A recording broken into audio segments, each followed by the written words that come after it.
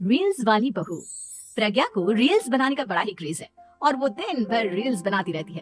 खाते पीते घूमते फिरते घर में कॉलेज में रील्स बनाने के कारण प्रज्ञा पूरे कॉलेज में हाईलाइटेड है। जहाँ उसके रील्स सभी को पसंद आते हैं, वहीं मनीषा चिंता में डूबी रहती है। एक रोज जब खाते हुए प्रज्ञा रील्स बना रही होती है, तब मनीषा कहती है, एक मिनट भी चैन नहीं है इस लड़की को। ये नहीं कि खाना तो आराम से खा ले, लेकिन नहीं, अरे थोड़ी देर रील्स नहीं बनाओगी तो आसमान नहीं टूट पड़ेगा। अरे मम्मी, इसी को तो कहते हैं डिटर्मिनेशन। तुम नहीं समझोगी ये सब। भगवान, इस लड़की को सद्बुद्धि दे। जब देखो तब टेढ़ा बाका मुंह बनाती रहती है। मनीषा की बात का प्रज्ञा पर जरा भी असर नहीं होता और वो खाते खाते रील्स बनाती रहती है। दिन बीतने लगते हैं और देखते देखते प्रज्ञा का कॉलेज भी खत्म हो जाता है। आए दिन कोई ना कोई मनीषा को प्रज्ञा की शादी करवाने का सुझाव दे जाता है। सब ठीक ही कहते हैं, प्रज्ञा की शादी कर देनी चाहिए। अपने घर के काम काज में व्यस्त हो जाएगी तो खुद ही ये रील्स और नाच गाना बंद हो जाएगा। मनीषा और प्रेम प्रज्ञा के लिए एक अच्छा लड़का ढूंढने लगते हैं और तभी विकी का रिश्ता प्रज्ञा के लिए आता है, जिसने प्रज्ञा को उसकी रील्स देखकर पसंद कर लिया था। अगले दिन विकी अपने माता पिता के साथ प्रज्ञा के घर पहुंच जाता है और प्रज्ञा साड़ी पहने हाथों में चाय की ट्रे लिए उनके सामने आती है। जब विकी को पसंद है तो हमें भी बहू पसंद है। बहन जी, आप बारात की तैयारी कीजिए। एक बार लड़का लड़की के लिए में बात कर ले तो अच्छा रहेगा। हाँ हाँ, क्यों नहीं। मनीषा विकी को प्रज्ञा के कमरे में भेजती है, जहाँ प्रज्ञा पहले से ही रील्स बना रही होती है। तभी विकी कहता है, आ गए आपके साजन जी, हमारे साथ ये रील्स कंप्लीट करती तो और भी अच्छा रहता। अच्छा जी, अब आ ही गए हैं तो बना ही लेती हूँ आपके साथ। दोनों मिलकर रील्स बनाते हैं। जब वी मीट और तुरंत पोस्ट भी कर देते हैं। फिर विकी कहता है, जब आप साड़ी में चाय लेकर आई तब मुझे लगा कि कहीं मैं गलत घर में तो नहीं आ गया। आप सही है। दोनों की शादी पक्की हो जाती है और शादी के दिन भी प्रज्ञा रील्स बनाने से चुकती नहीं। यहाँ तक कि बारात के समय भी नाचते हुए रील्स बनाती है। सभी लोग प्रज्ञा की तारीफ के पुल बांध देते हैं और प्रज्ञा नाचती गाती अपने ससुराल चली जाती है। सब कुछ अच्छा चल रहा होता है। प्रज्ञा यहाँ भी दिन भर हर चीज की रील्स बनाती रहती है।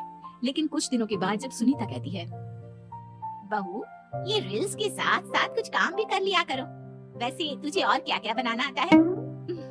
मम्मी जी, वैसे तो सब कहते हैं कि मैं सब कुछ अच्छा बनाती हूँ, लेकिन मुझे लगता है कि मैं मैगी अच्छा बना लेती हूँ, हाँ, कॉफी भी अच्छा बना लेती हूँ और मुंह तो सबसे अच्छा बना लेती हूँ। हैं? अच्छा अच्छा। सुनीता अपना माथा पकड़ लेती है और कहती है, बहू, कुछ खाना बनाना भी सीख लेती। मम्मी जी, मैं लंबी प्लानिंग कर रही हूँ। जल्दी ही मैं इतनी फेमस हो जाऊंगी कि मुझे पैसे मिलने लगेंगे। हम दोनों सास बहू राज करेंगे, राज। नौकर काम करेंगे और लोगों की तो लाइन लगेगी हमसे मिलने के लिए। तेरा दिमाग खराब हो गया है क्या बहू? हंसी मजाक तक ठीक है, लेकिन इस तरह घर नहीं चलते। जितना जल्दी हो इस घर के तौर तरीकों को सीख लो। प्रज्ञा मुंह घुमाकर चली जाती है और तुरंत उसी वक्त एक रील बनाती है। ये देख सुनीता का गुस्सा 7वें आसमान पर चला जाता है और विकी के घर आते ही सुनीता उसे सब कुछ बताती है। विकी भी अब प्रज्ञा की इन हरकतों से परेशान हो जाता है। तुम टेंशन मत लो मम्मा, मैं देख लूंगा। विकी कमरे में जाता है तो देखता है कि प्रज्ञा रील्स बना रही है। विकी बड़े ही प्यार से प्रज्ञा से कहता है, प्रज्ञा, इन सब के लिए मैं तुम्हें मना नहीं कर रहा हूँ, लेकिन फिर भी हर वक्त तो ये अच्छा नहीं लगता ना। समझने की कोशिश करो, मुझे भी तुम्हारा थोड़ा वक्त चाहिए। मैं जब ऑफिस से आता हूँ तो मुझे समय देने की जगह इसी में लगे रहते हो। तुम ज्यादा ही सोच रहे हो। तुम भी मेरे साथ रील्स बनाओ ना, तुम्हें भी बहुत अच्छा लगेगा। तुम्हें इज्जत से कोई बात समझ में नहीं आती क्या? दिमाग खराब हो गया है तुम्हारा इस चकाचौंध से। अगर तुमने अपना रवैया नहीं बदला तो मैं तुमसे दूर चला जाऊंगा। तुम ही रिश्ता लेकर आए थे, मुझे लड़कों की कमी नहीं थी और ना आज है। विकी दरवाजा पटक कर चला जाता है। धीरे धीरे विकी प्रज्ञा से दूर होता जाता है। एक रोज मनीषा प्रज्ञा के ससुराल उससे मिलने जाती है। तब सुनीता उससे कहती है, बहन जी, अब आई हैं तो कुछ दिन यहाँ रहकर जाइएगा। आप ही का घर है। हाँ मम्मी, बहुत दिन हो गए तुम्हारे साथ एक भी रील नहीं बनाई मैंने। प्रज्ञा तुरंत अपने फोन में रील्स ऑन कर लेती है। ये सब मुझसे नहीं होता। तेरा ये भूत अभी तक नहीं उतरा क्या? बहन जी, आप कुछ कहती नहीं क्या इसे? जब आप ही कुछ नहीं कर पाई तो मैं कर ही क्या सकती हूँ। सास तो वैसे ही बदनाम है। शाम को घर की लाइट चली जाती है और मनीषा प्रज्ञा से कहती है, मेरे घुटनों में बहुत दर्द हो रहा है, तू लाइट का कुछ इंतजाम करना बेटा। अच्छा, कैंडल जला देती हूँ मम्मा। प्रज्ञा गाते हुए कैंडल जलाती है और खिड़की के पर्दे के पास रख देती है। मनीषा, जिसे बहुत दर्द हो रहा है, वो सो जाती है और प्रज्ञा हमेशा की तरह अपनी रील्स में लग जाती है। उधर कैंडल की वजह से पर्दा आग पकड़ लेता है और मनीषा के कमरे में आग लग जाती है। बचाओ, कोई है, बचाओ।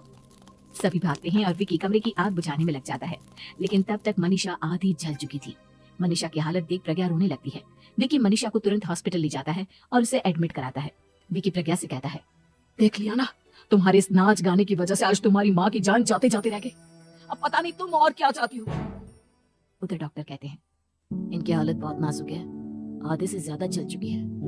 प्रज्ञा रोती हुई मंदिर में जाती है और भगवान के आगे जाकर कहती है, भगवान मेरी माँ को ठीक कर दो, मैं कसम खाती हूँ हाथ से ये रील्स बनाना छोड़ दूंगी, बस मुझे मेरी माँ वापस मिल जाए। 2 दिन बीत जाते हैं और मनीषा खतरे से बाहर आ जाती है। पेशेंट अब ठीक है, आप लोग उनसे मिल सकते हो। सब कोई मनीषा से मिलता है और प्रज्ञा सबके सामने अपना फोन तोड़ देती है। मुझे माफ कर दो मम्मा, मैंने तुम लोगों की बातों को नजरअंदाज किया। बेटा, कोई भी चीज जरूरत से ज्यादा खराब है। मैंने तुम्हें रील्स बनाने से कभी मना नहीं किया, लेकिन हर वक्त एक ही चीज तो सही नहीं है। मैं समझ गई हूँ मम्मा, आई एम सॉरी। प्रज्ञा उस दिन से रील्स बनाना छोड़ देती है और पूरी तरह से अपने घर में लग जाती है।